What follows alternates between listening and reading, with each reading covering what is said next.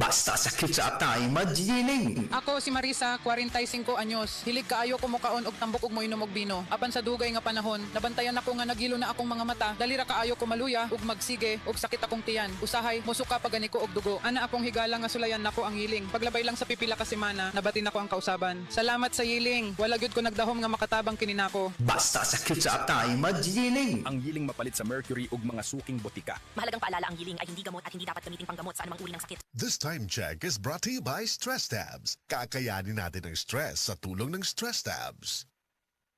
The original Koi Herbal Capsule. India Cross Andrinos, taga Nivil Hills, Barangay Busay.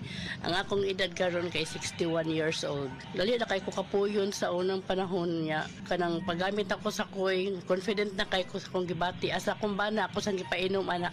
Mura gyud ni among vitamins antod karon na abot na nako og senior citizen. Sa una pa ko'y senior sa una, 50 pa ko'y mga 40 plus pa ko. Nahantod karon abot ako 61 akong bana 62 na siya.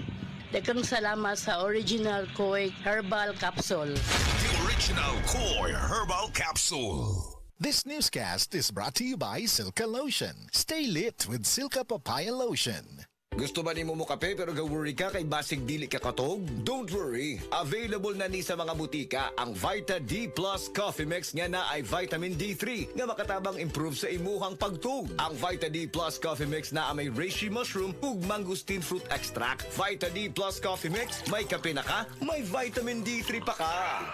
That portion was brought to you by Nord Chicken Cubes. Sure nga mapapabudots ang pamilya sa lamiti adobo with Nord Chicken Cubes. Himua ang chicken adobo kada semana sa Nord.